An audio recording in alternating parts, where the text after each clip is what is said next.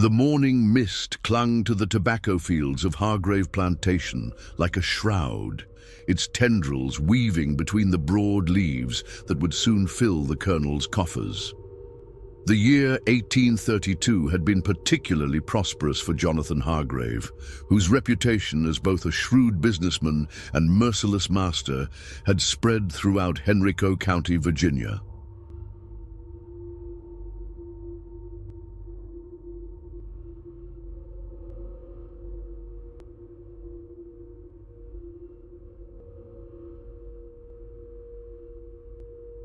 Colonel Hargrave stood on the wraparound porch of his imposing Georgian mansion, his weathered hands gripping a crystal tumbler of bourbon despite the early hour. At 53, his once auburn hair had turned silver, but his pale blue eyes remained as sharp and cold as winter steel. The morning ritual of surveying his domain had become sacred to him, a daily reminder of the empire he had built on the backs of human chattel. "Massa Hargrave, sir," came a trembling voice from behind him.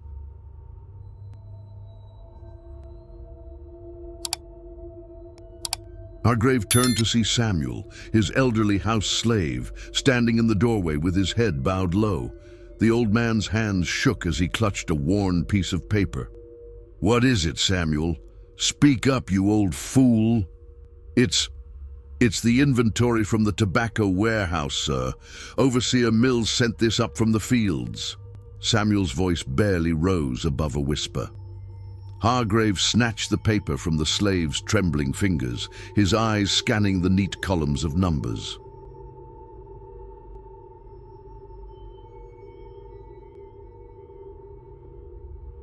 His face, already flushed from the morning bourbon, darkened to a dangerous shade of crimson. "What in God's name is this?" he bellowed, causing Samuel to flinch backward. "The numbers don't match. Where is bundle number 47? Down in the tobacco warehouse, Overseer Thomas Mills wiped the sweat from his brow as he recounted the bundles for the third time that morning.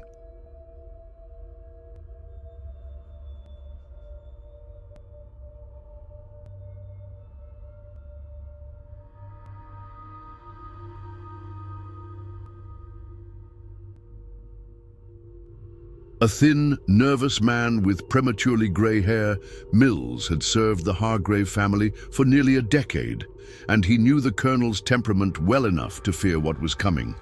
The warehouse stood like a cathedral to tobacco, its high wooden beams supporting rows upon rows of cured leaves hanging in perfect formation. The sweet, earthy aroma that usually brought Mills comfort now seemed suffocating as he stared at the empty space where bundle 47 should have been.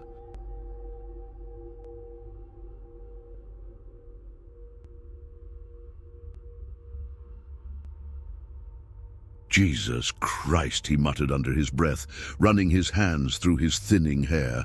"This can't be happening." The sound of heavy boots on the wooden planks announced the colonel's arrival before Mills even saw him. Hargrave burst through the warehouse doors like a man possessed, his face twisted with rage. "Mills, where is my tobacco?"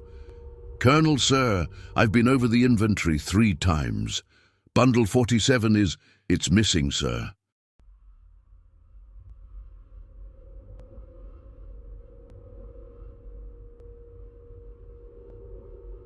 "I don't understand how—" "Missing?"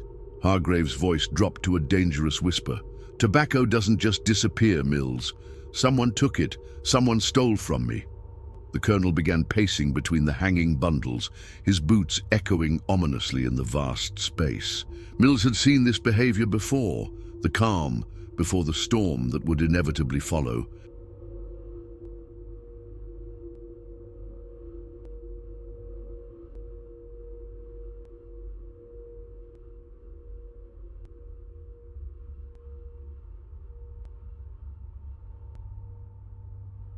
"Sir, perhaps there was an error in the counting, or maybe—" "Are you calling me incompetent, Mills?" Hargrave spun around, his eyes blazing. "I've been running this plantation since before you were born. I know every leaf, every bundle, every grain of dirt on this land." In the slave quarters, word of the missing tobacco spread like wildfire through the cramped wooden cabins that housed nearly 200 souls.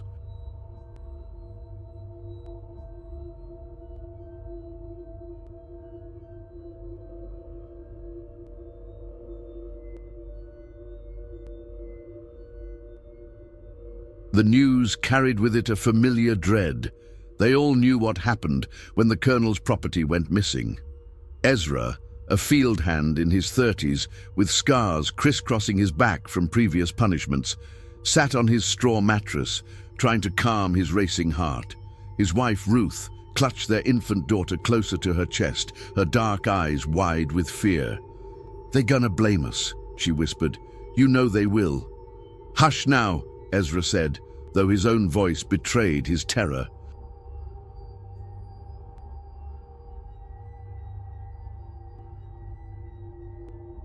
"We ain't done nothing wrong. Can't punish a man for something he didn't do."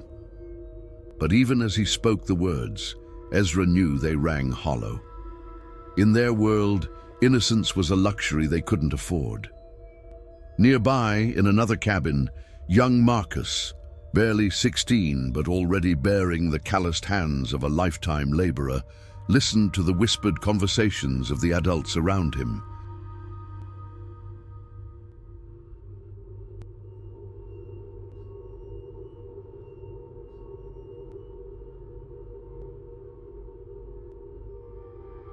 His grandmother, old Mary, rocked back and forth in her chair, her clouded eyes staring at something only she could see. "Death's coming," she murmured, her voice carrying the weight of decades of suffering. "I can smell it on the wind. Death's coming for this place." Back at the mansion, Colonel Hargrave stood in his study, surrounded by the trappings of his wealth and status. Leather-bound books lined the walls, though most remained unread.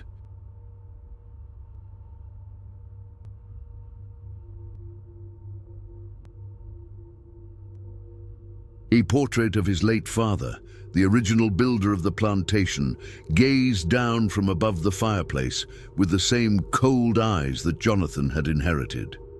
He poured himself another bourbon, his third of the morning, and contemplated his next move.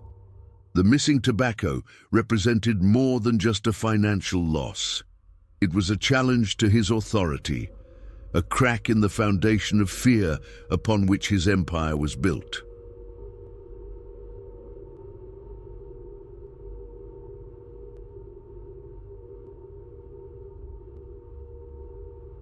"If I let this slide," he said aloud to the empty room, "they'll think they can take whatever they please. No, this requires a lesson they'll never forget."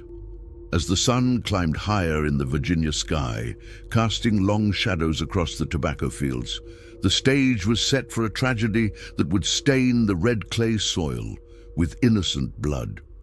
The colonel's paranoia, fed by years of absolute power and the constant fear of slave rebellion, had found its target.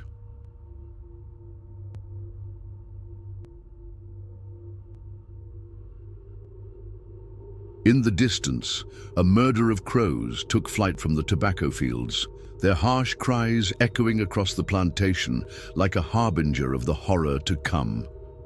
The afternoon sun beat down mercilessly on the tobacco fields as Overseer Mills rode his horse between the rows of workers, his face pale with the knowledge of what was to come. Colonel Hargrave had given him explicit instructions: round up 8 slaves for questioning about the missing tobacco.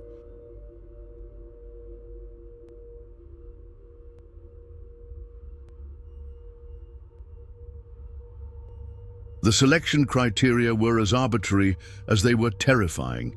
Anyone who had been near the warehouse in the past week. Mills's hands trembled as he held the reins, watching the field hands bent over their work, unaware that some of them would not see another sunrise.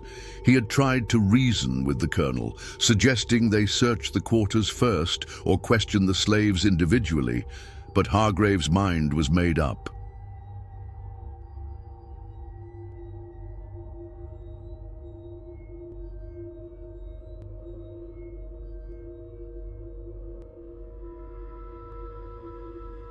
The man's paranoia had reached a fever pitch, and Mills knew from experience that nothing could dissuade him once he had decided on a course of action. "You there!" Mills called out to Ezra, who was working near the edge of the field. "Colonel wants to see you up at the house." Ezra straightened slowly, his weathered hands still clutching the tobacco leaves he had been harvesting. The look in Mills's eyes told him everything he needed to know. This wasn't a routine summons.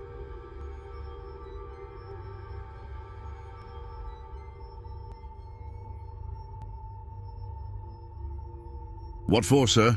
Ezra asked, though he already suspected the answer. "Just come along. Don't make this harder than it has to be." One by one, Mills gathered the condemned. Ezra, Marcus, an older man named Solomon, who worked in the warehouse, two brothers named Jacob and Isaac, a woman named Celia, who helped with the tobacco processing, and two other field hands, Moses and Benjamin.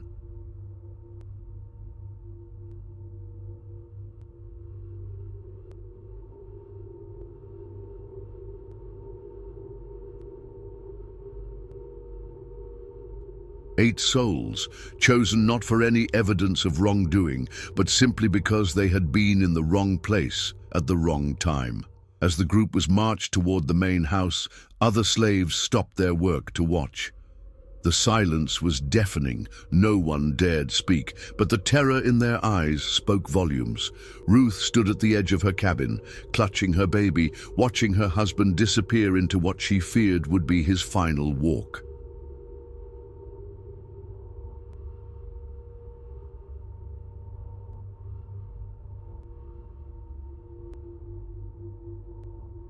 Colonel Hargrave waited for them on the front porch, his imposing figure silhouetted against the white columns of the mansion. He had changed into his military uniform, a relic from his service in the War of 1812, complete with polished brass buttons and ceremonial sword. The sight of him in full regalia never failed to strike fear into the hearts of his slaves, and today was no exception. "Line them up," he commanded Mills, his voice carrying across the yard with military precision.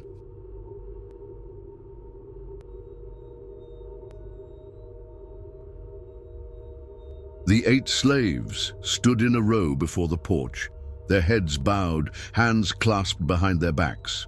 The youngest, Marcus, could barely contain his trembling, while the oldest, Solomon, maintained a stoic dignity that came from a lifetime of enduring the unendurable. "One of you," Hargrave began, descending the porch steps slowly, "has stolen from me. One of you has taken what belongs to me and hidden it away, thinking I wouldn't notice."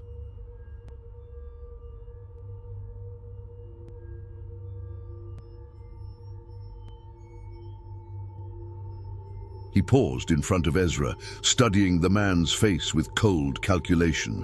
"I built this plantation with my own hands, created prosperity from nothing, and you would steal it away like common thieves." Celia, the only woman among the 8, dared to lift her head slightly. "Colonel, sir, we ain't taken nothing. We's good workers, sir. Always been good workers." The backhand came so fast that no one saw it coming. Celia's head snapped to the side and blood trickled from her split lip.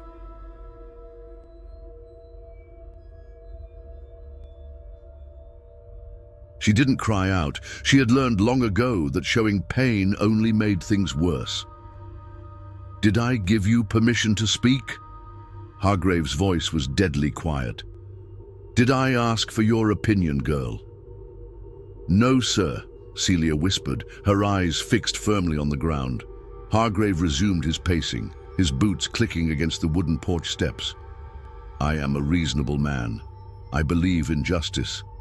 So I'm going to give you one chance to confess."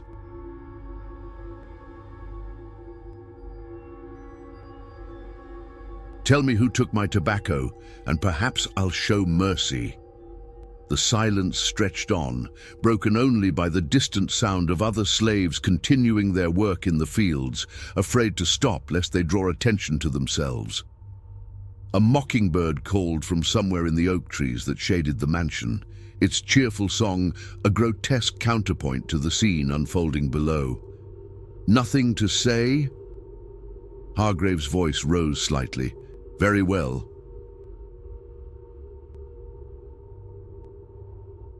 If you won't tell me who the thief is, then you're all complicit. You're all guilty." Young Marcus finally broke, his voice cracking with terror. "Please, sir, we don't know nothing about no missing tobacco. We just work the fields, sir. We don't go near the warehouse, except when we's told to." Hargrave turned his attention to the boy, his pale eyes studying Marcus like a predator sizing up prey. "You don't go near the warehouse? Is that what you're telling me, boy?" "Yes, sir." "No, sir."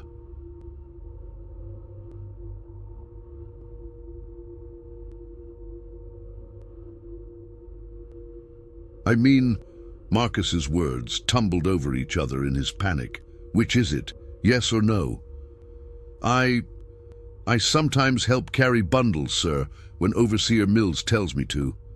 But I never took nothing, sir. I swear on my mama's grave." Hargrave smiled then, a cold expression that never reached his eyes. "Your mama's grave, how touching." He turned to address Mills, who had been standing silently to the side, his face ashen. "Mills, have these 8 locked in the tobacco barn. No food, no water.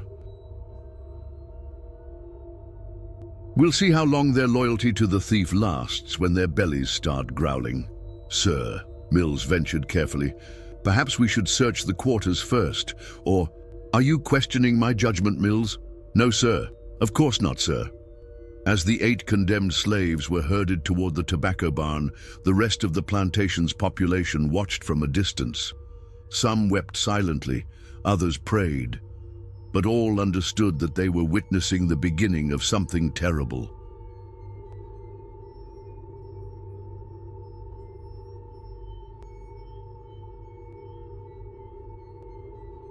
Inside the barn, the 8 huddled together in the suffocating darkness, surrounded by the very tobacco that had sealed their fate.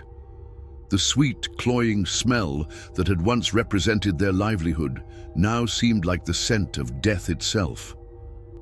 "We're gonna die in here," whispered Jacob, one of the brothers. "Hush," Solomon said firmly. "Ain't no use in talking like that. We just got to pray and hope the colonel comes to his senses."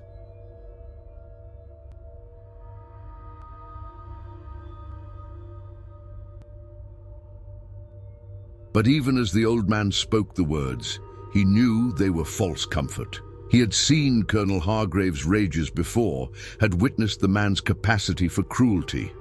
This time felt different, more final, more absolute. Outside, as the sun began to set over the Virginia countryside, painting the sky in shades of red that seemed prophetic, Colonel Hargrave stood on his porch sipping bourbon and contemplating his next move. In his twisted mind, he had already decided their fate. The only question now was how to make their death serve as the ultimate lesson to the rest of his human property. The stage was set for a massacre that would echo through the generations, a crime so heinous that it would stain the very soil of Hargrave Plantation with innocent blood. Dawn broke grey and oppressive over Hargrave Plantation, the morning mist hanging low over the tobacco fields like a funeral shroud.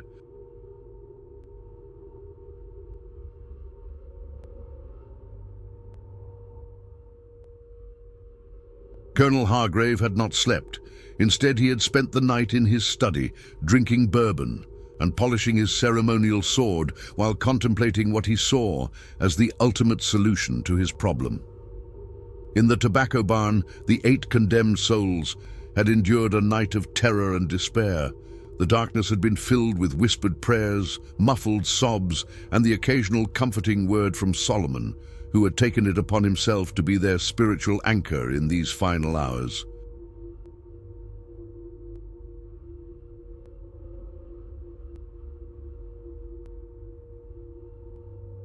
"Lord knows we ain't done nothing wrong," Celia whispered, her voice hoarse from thirst. "He gonna see that, ain't he? He gonna see we's innocent?" Marcus, barely more than a boy, had cried himself into exhaustion during the night. Now he sat in stunned silence, his young mind unable to fully comprehend the magnitude of what was happening. Ezra thought of his wife Ruth and their baby daughter, wondering if he would ever hold them again.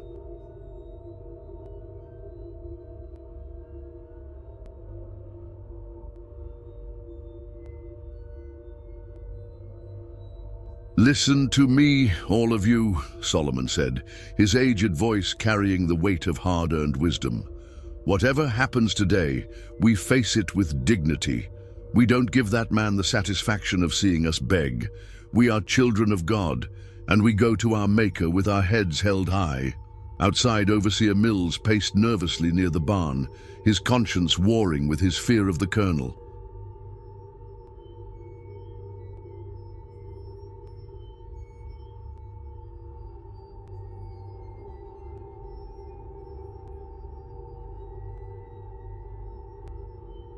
He had served the Hargrave family for a decade, had witnessed countless acts of cruelty, but something about this felt different. The colonel's behavior had crossed a line from harsh discipline into something far more sinister. The sound of approaching footsteps made Mills turn. Colonel Hargrave emerged from the mansion, still wearing his military uniform, the brass buttons gleaming in the pale morning light.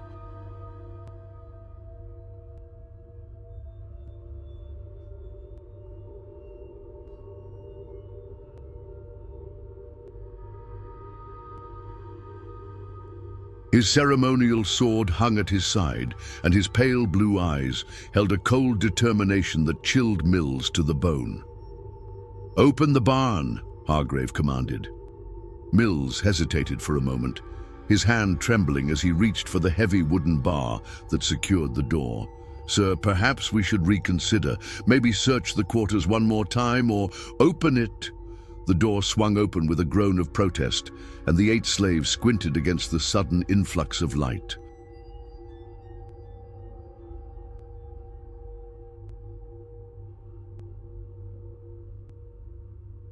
They had been in darkness for nearly 12 hours, and the morning sun seemed blindingly bright. One by one, they emerged from the barn, their movements slow and unsteady from hunger and fear. Colonel Hargrave studied them with the detached interest of a man examining livestock. "Have you had time to think about your crimes? Has anyone decided to confess?" The silence stretched on, broken only by the distant sound of other slaves beginning their daily work in the fields.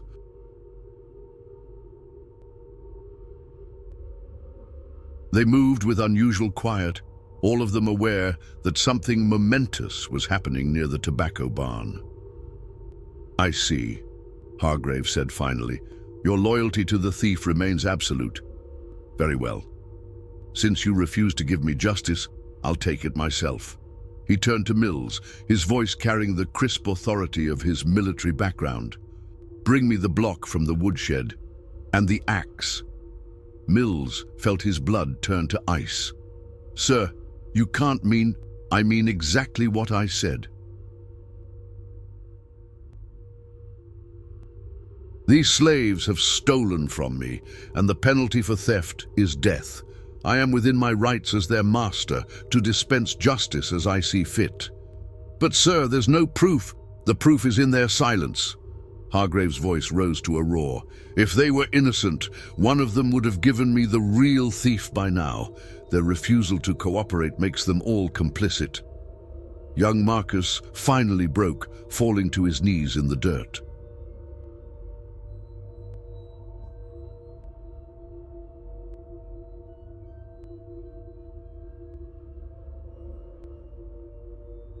"Please, sir, I don't know nothing about no tobacco. I got a mama and little sisters depending on me. Please don't kill me, sir."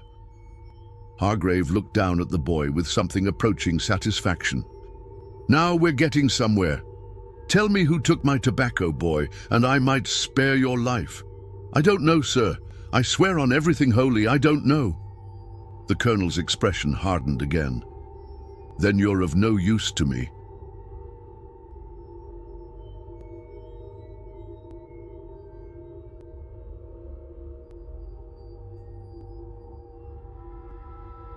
As Mills reluctantly fetched the chopping block and axe from the woodshed, word of what was happening spread through the slave quarters like wildfire.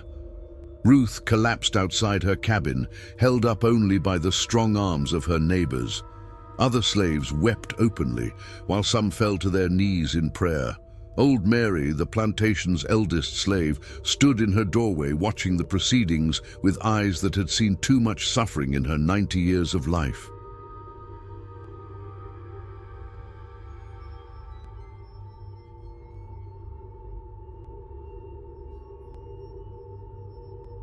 "Devils got hold of that man," she muttered. "Devils got hold of him good." The chopping block was positioned in the center of the yard, its surface scarred from years of use in preparing firewood. The axe, freshly sharpened, gleamed in the morning light. Colonel Hargrave tested its weight in his hands, swinging it experimentally through the air. "You will watch," he announced to the assembled slaves who had been forced to gather around the makeshift execution ground.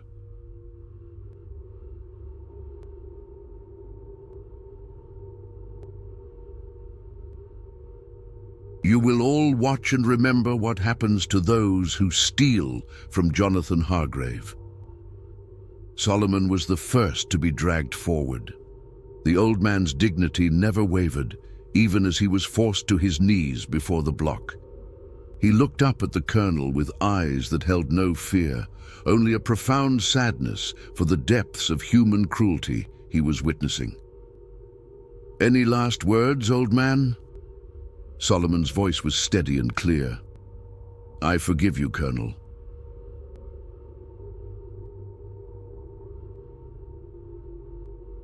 "May God have mercy on your soul, because I don't think he'll find much to work with." The axe fell with a sickening thud, and the first innocent life was claimed. The assembled slaves cried out in horror, some turning away, others forced to watch by the overseers, who had been summoned to maintain order. One by one, the remaining 7 were brought forward. Ezra thought of his wife and daughter as the blade fell. Marcus died calling for his mother.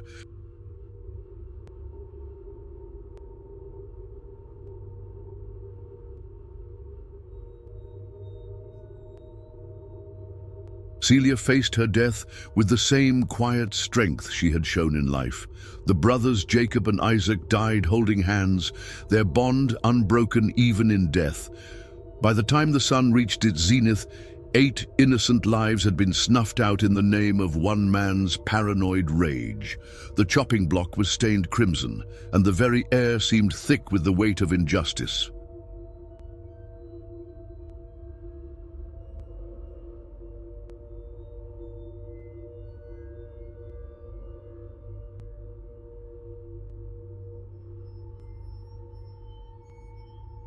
Colonel Hargrave stood among the carnage, his uniform splattered with blood, his face showing no remorse for what he had done.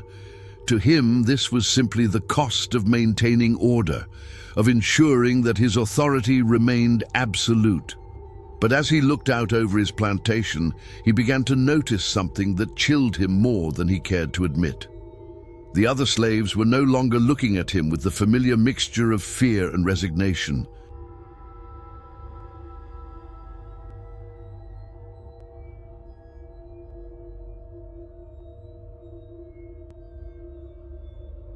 Instead, their eyes held something far more dangerous, hatred, pure and undiluted. The seeds of rebellion had been planted in blood, and they would grow in the fertile soil of injustice until they bore fruit that would consume everything Jonathan Hargrave held dear. The days following the massacre passed in an eerie silence that seemed to permeate every corner of Hargrave Plantation.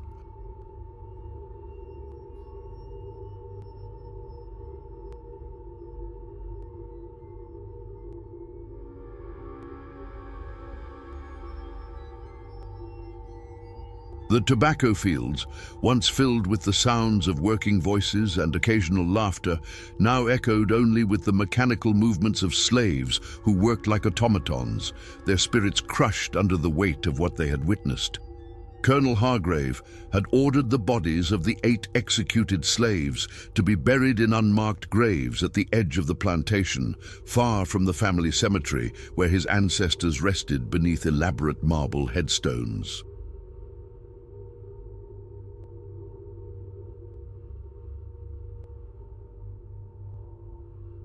He wanted no monuments to their crimes, no reminders of what he considered a necessary act of justice, but the slaves remembered. In the quiet of their cabins at night, they whispered the names of the dead like prayers: Solomon, Ezra, Marcus, Celia, Jacob, Isaac, Moses, Benjamin. Each name carried the weight of a life cut short, a family destroyed, a future stolen. Ruth had not spoken since watching her husband die.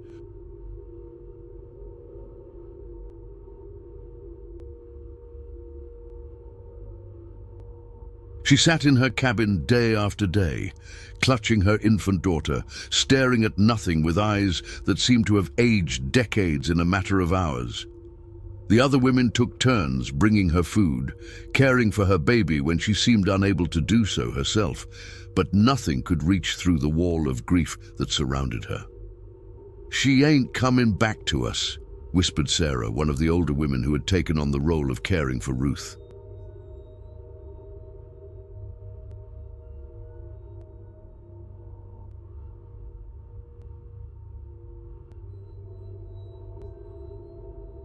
That man killed her husband, but he killed something in her too. In another part of the quarters, old Mary had taken to sitting outside her cabin every evening, rocking in her chair and humming spirituals in a voice that carried across the plantation like a mournful wind. The songs spoke of deliverance, of justice, of a promised land where the oppressed would find peace, but increasingly they also spoke of vengeance.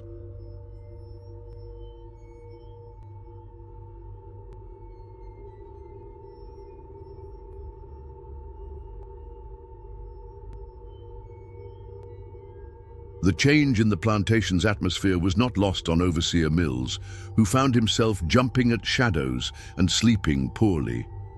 The slaves still obeyed orders, still worked the fields, but there was something different in their demeanor, a coldness, a distance that made him deeply uncomfortable. "They're planning something," he confided to his wife one evening as they sat on the porch of their modest house on the plantation grounds. "I can feel it in the air."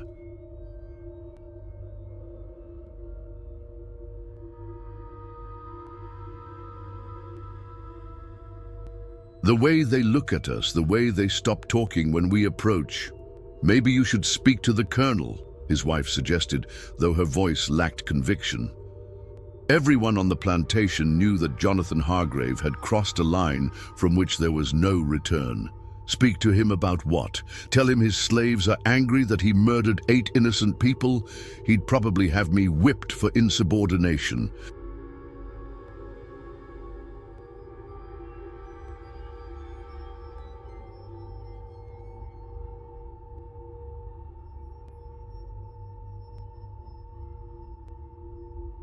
Meanwhile, in the slave quarters, a different kind of conversation was taking place. It happened in whispers, in glances, in subtle gestures that had been developed over generations of oppression.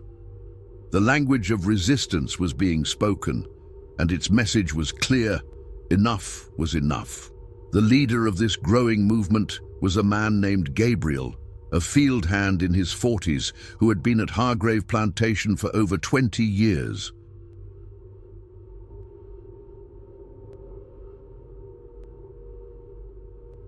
He had watched the colonel's cruelty escalate over time, had seen good people broken and destroyed, but the massacre of the 8 had been the final straw.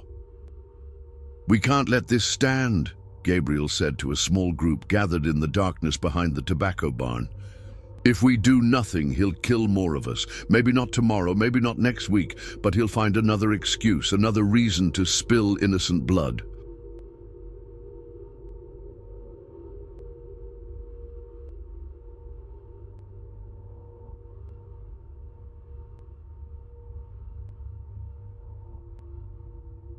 What you suggesting?" asked Thomas, a younger man whose brother had been among the executed. "We can't fight him straight up.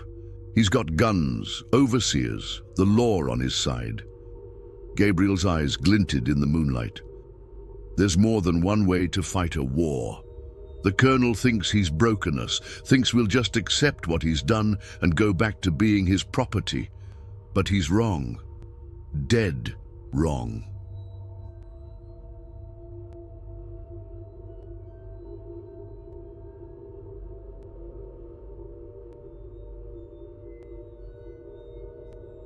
The plan that began to take shape in those midnight meetings was not one of open rebellion. They all knew such an attempt would be suicide. Instead, it was something far more insidious. A campaign of psychological warfare designed to drive Jonathan Hargrave to the brink of madness. It started small. Tools would go missing from the fields, only to reappear in strange places. Tobacco bundles would be found rearranged in patterns that spelled out the names of the dead.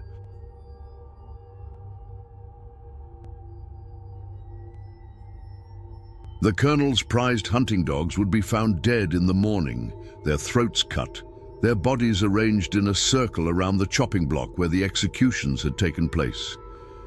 At first, Hargrave dismissed these incidents as coincidence or the work of wild animals.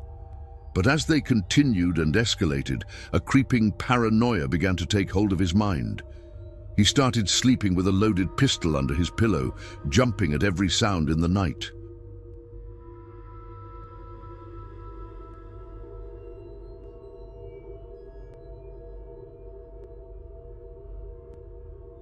"They're mocking me," he raged to Mills one morning after finding his office window broken and 8 black feathers arranged on his desk. "They think they can intimidate me, make me afraid in my own home. Sir, perhaps if we increased security, posted guards." "Guards against my own slaves? That would be admitting weakness, Mills. I won't give them that satisfaction." But privately, Hargrave was beginning to crack under the pressure.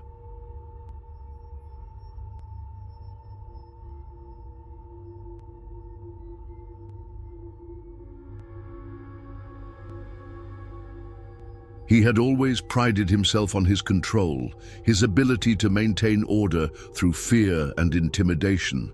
Now, for the first time in his life, he was the one living in fear. The psychological campaign reached its crescendo on a foggy October morning, when Hargrave awoke to find 8 scarecrows erected in his front yard, each one dressed in the clothing of the executed slaves.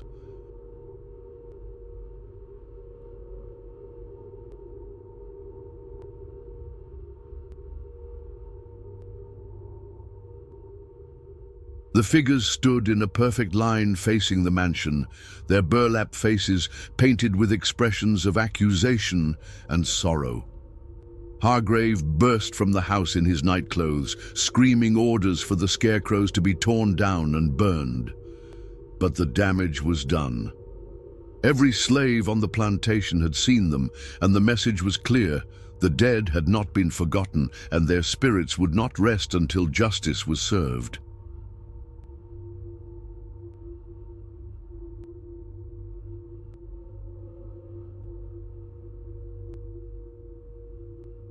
That night, as Hargrave sat in his study drinking heavily and staring at the flames in his fireplace, he began to hear things. Whispers in the walls, footsteps in empty rooms, the sound of chains dragging across the floor above his head. He told himself it was the wind, the settling of an old house, but deep down he knew the truth. The ghosts of his victims had come home to roost, and they would give him no peace until he joined them in the grave.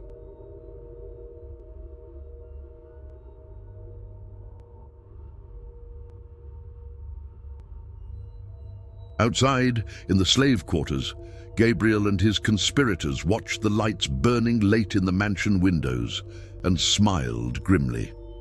Their campaign of terror was working. The Colonel, who had once seemed invincible, was beginning to crumble, and they were just getting started. The harvest of hatred that Jonathan Hargrave had sown with his brutal executions was finally beginning to bear fruit, and the crop would be more bitter than he could ever have imagined.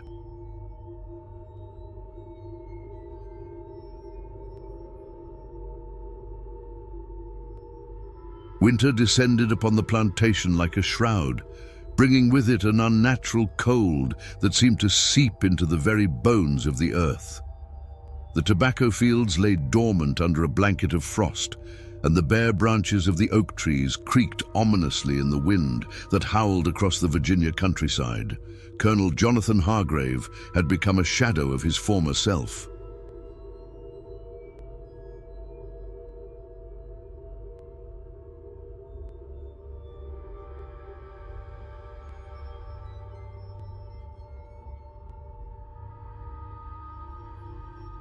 The man who had once strode confidently across his domain now shuffled through the halls of his mansion like a spectre, his eyes darting constantly to the shadows, his hand never far from the pistol he now carried at all times.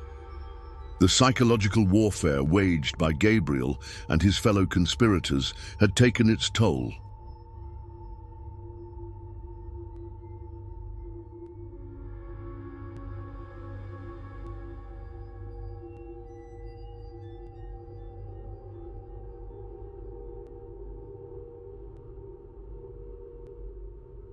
Every morning brought new horrors, bloody handprints on the mansion's white columns that appeared overnight, despite the guards Hargrave had finally posted. The sound of chains rattling in the walls during the darkest hours before dawn, and most disturbing of all, the voices. They came to him in the quiet moments, whispered accusations that seemed to emanate from the very air around him. "Murderer," they hissed, "killer of innocents."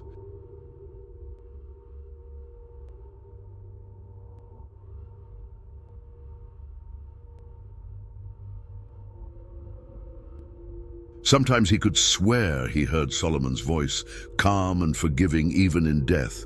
"I told you God would have mercy on your soul, Colonel. But I was wrong." Hargrave's drinking had increased dramatically, and his once immaculate appearance had deteriorated.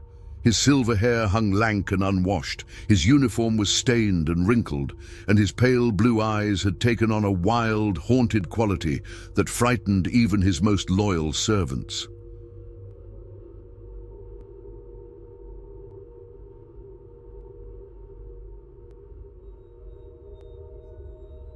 "Sir," Mills ventured one grey December morning as he found the colonel standing at his study window, staring out at the slave quarters with an expression of barely contained terror.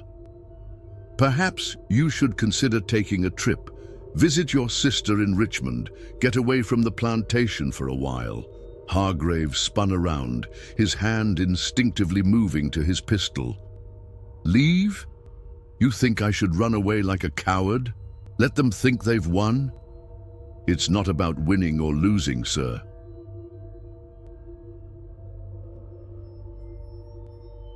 It's about your health. You haven't been sleeping, you're not eating properly.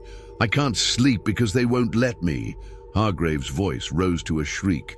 "They're in the walls, Mills, in the very foundations of this house. They whisper to me, tell me things, terrible things." Mills exchanged a worried glance with Samuel, the elderly house slave who had been hovering nervously in the doorway. Both men could see that their master was teetering on the edge of complete mental collapse.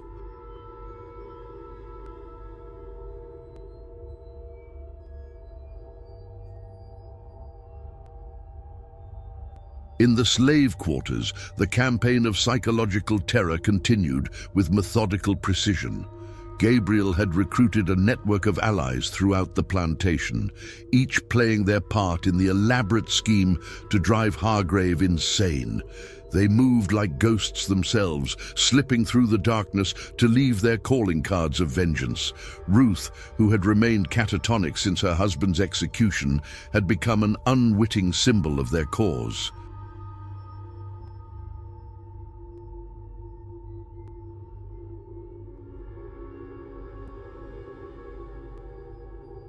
The other slaves would bring her to the window of her cabin each evening at sunset, positioning her so that she stared directly at the mansion.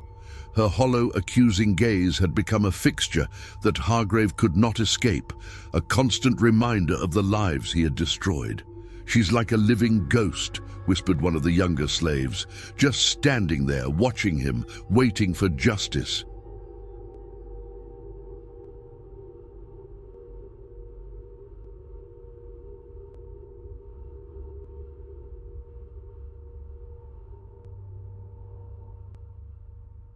Old Mary had taken to walking the plantation grounds at night, her ancient voice raised in spirituals that carried across the fields like the wails of the damned. She would position herself near the mansion and sing songs of judgment and retribution, her words floating through Hargrave's windows like smoke from a funeral pyre. "Swing low, sweet chariot," her voice would croon in the darkness. "Coming for to carry me home. But some souls ain't going to no promised land."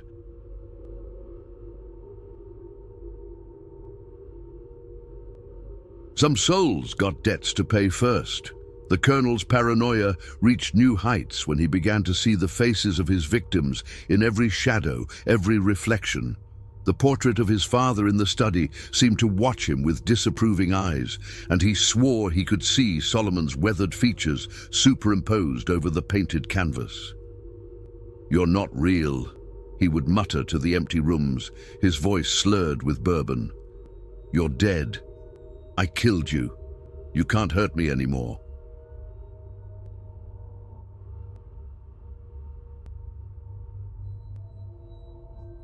But the voices only grew louder, more insistent. They told him about the families he had destroyed, the children left fatherless, the wives left widowed. They described in vivid detail the terror his victims had felt in their final moments, the injustice of their deaths, the weight of innocent blood on his hands. On Christmas Eve, as snow began to fall across the plantation, Gabriel and his conspirators prepared their masterstroke.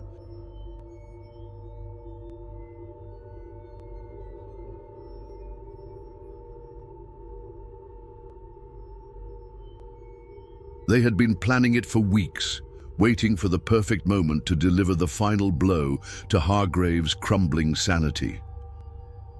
As the colonel sat alone in his study, drinking and staring into the fire, he began to hear something that made his blood run cold, the sound of singing. Not old Mary's mournful spirituals, but something else entirely. 8 voices harmonizing in perfect unity, singing a hymn he remembered from his childhood.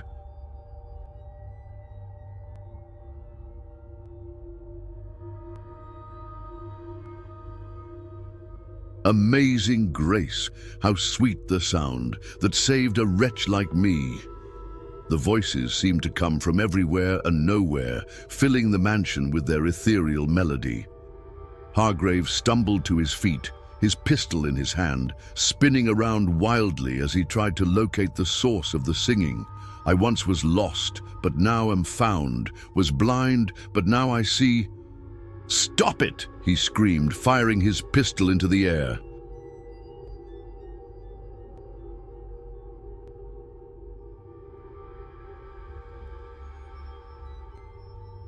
"Stop singing, you're dead. I killed you." But the voices continued, growing stronger and more beautiful with each verse.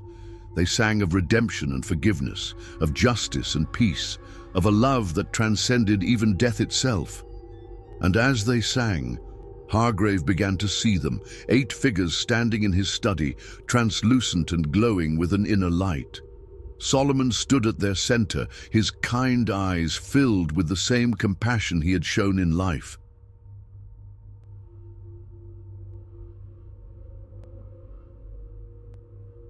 Ezra was there, still wearing the work clothes he had died in. Young Marcus looked exactly as he had in his final moments, his face peaceful despite the violence of his death. Celia, Jacob, Isaac, Moses, Benjamin, all of them present, all of them singing. "What do you want from me?" Hargrave whispered, his voice breaking. I did what I had to do. You stole from me. You deserved to die. Solomon stepped forward, his voice gentle but firm. We never stole nothing from you, Colonel.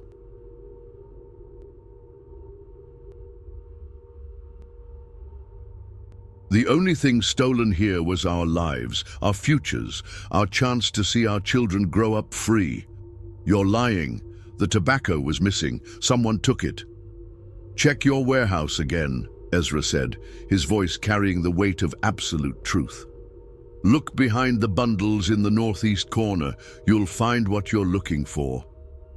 The apparitions began to fade, their voices growing distant as they delivered their final message. The truth will set you free, Colonel.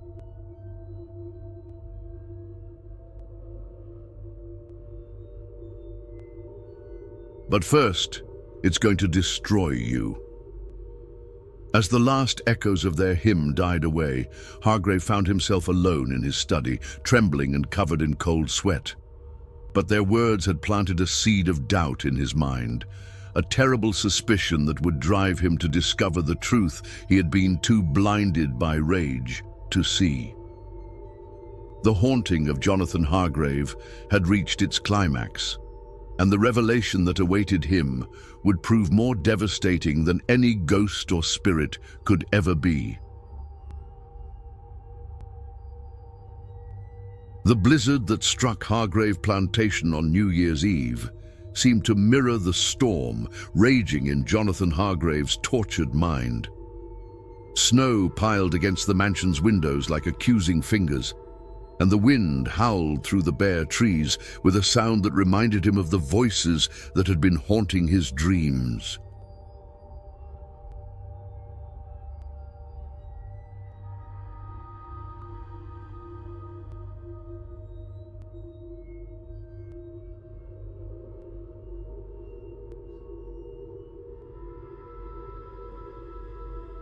Unable to bear the uncertainty any longer, Hargrave had spent the morning in his warehouse, frantically searching through the tobacco bundles with the desperate energy of a man possessed.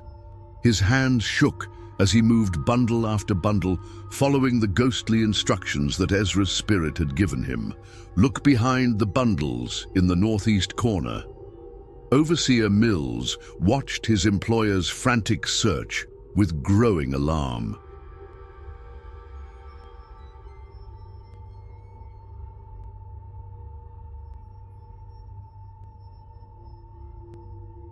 The Colonel's behavior had become increasingly erratic over the past weeks, and Mills feared that complete madness was not far away.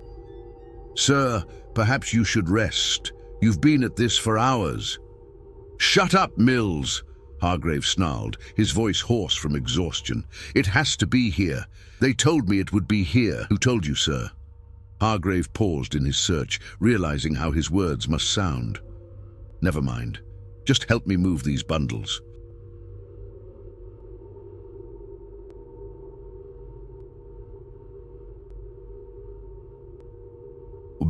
As they worked deeper into the northeast corner of the warehouse, moving aside bundles that hadn't been disturbed in months, Mills began to notice something odd about the floor.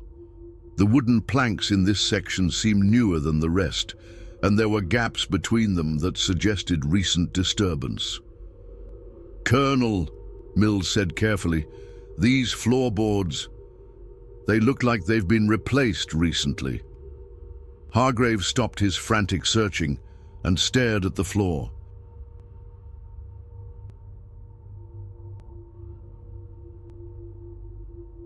With trembling hands, he began prying up the loose planks, revealing a shallow cavity beneath, and there, wrapped in oilcloth and perfectly preserved, was bundle number 47. But that wasn't all. Beside the tobacco bundle lay a leather journal, its pages filled with the meticulous handwriting of Thomas Mills himself. Hargrave opened the journal with shaking hands and began to read, his face growing paler with each entry.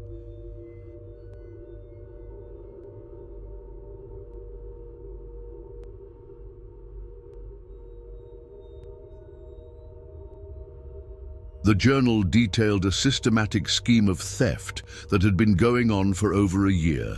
Mills had been skimming tobacco from the warehouse, selling it to buyers in Richmond, and keeping the profits for himself. The missing Bundle 47 was just the latest in a long series of thefts, hidden beneath the floorboards until Mills could safely transport it off the plantation.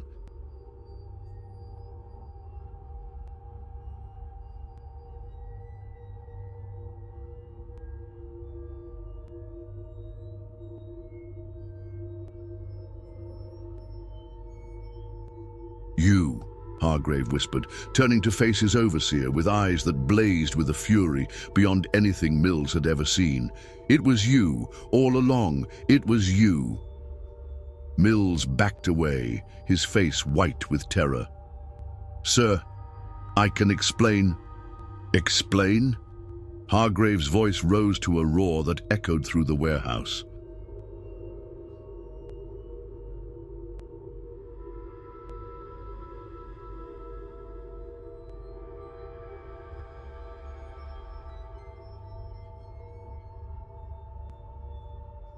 "Explain how you let me murder 8 innocent people for a crime you committed? Explain how you stood there and watched me execute them while you knew the truth?" "I was afraid," Mills stammered. "I wanted to tell you, but I was afraid you'd kill me too. I thought maybe you'd just punish them and let it go." "Let it go?" Hargrave laughed, a sound devoid of any humor or sanity. "I cut off their heads, Mills. I murdered them in front of their families."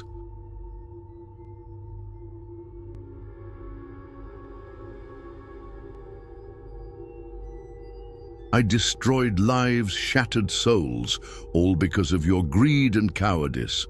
The weight of what he had done crashed down on Hargrave like a physical blow. 8 innocent people had died because of his paranoia, his refusal to investigate properly, his assumption that his slaves were guilty simply because they were slaves.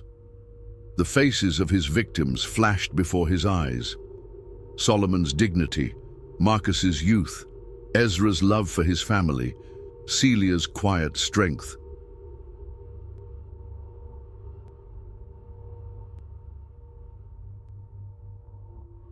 "They were innocent," he whispered, sinking to his knees among the scattered tobacco bundles. "God help me, they were all innocent." Mills tried to edge toward the warehouse door, but Hargrave's voice stopped him cold. "Where do you think you're going?" "Sir, please. I know I did wrong, but..." "Wrong." Hargrave struggled to his feet, his hand moving to the pistol at his side. "Wrong doesn't begin to cover what you've done, what we've done."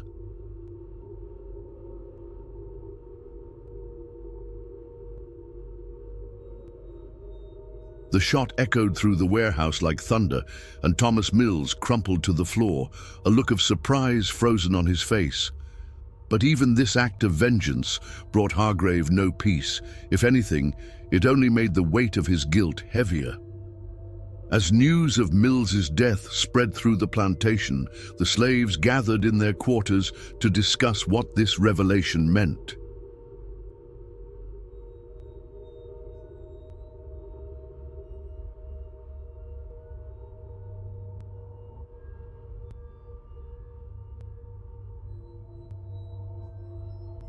Gabriel and his conspirators had achieved something beyond their wildest dreams. They had not only driven their tormentor to madness, but had also exposed the truth about the crime that had cost 8 innocent lives. "Justice," old Mary said, her ancient voice carrying a note of satisfaction.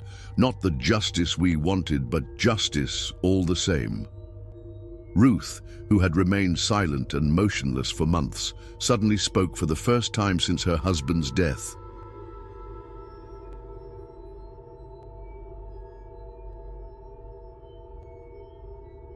"Ezra," she whispered, tears streaming down her face. "My Ezra was innocent. They were all innocent." In the mansion, Hargrave sat alone in his study, staring at the journal that had revealed the truth. The voices of his victims no longer whispered accusations in his ears. Instead, they spoke words of forgiveness that somehow hurt even more than their anger had. "We forgive you, Colonel," Solomon's voice seemed to say.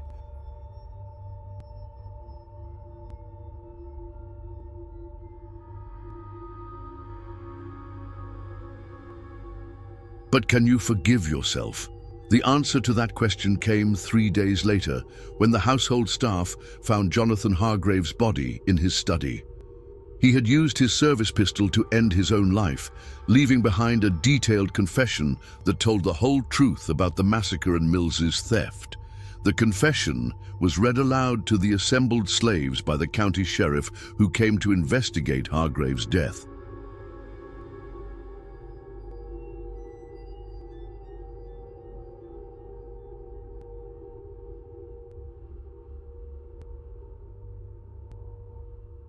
As the truth was finally revealed, a collective sigh seemed to rise from the gathered crowd, not of satisfaction, but of profound sadness for the waste of it all. In the weeks that followed, Hargrave Plantation was sold to pay the colonel's debts. The slaves were scattered to other plantations throughout Virginia, carrying with them the story of 8 innocent souls who had died for another man's crime. But the memory of Solomon, Ezra, Marcus, Celia, Jacob, Isaac, Moses, and Benjamin lived on.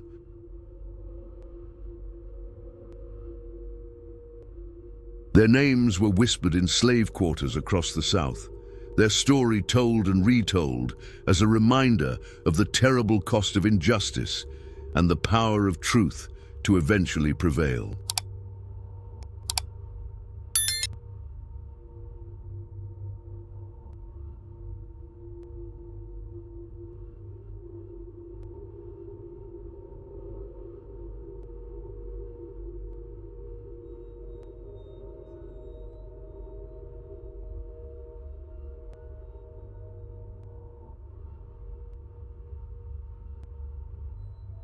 The tobacco fields of Hargrave Plantation grew wild and untended, and local people began to report strange sights and sounds in the area.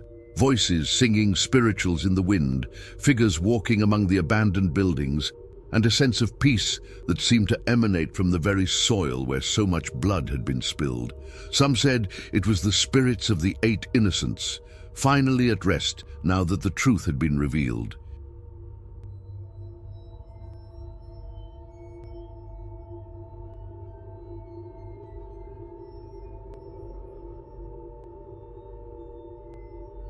Others claimed it was simply the wind playing tricks on the imagination, but those who had lived through the horror of that terrible winter knew better.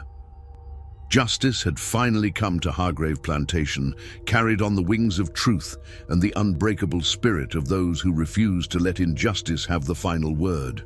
The colonel, who had degulated 8 slaves for a stolen bundle of tobacco, had paid the ultimate price for his crimes, and the innocent dead could finally rest in peace.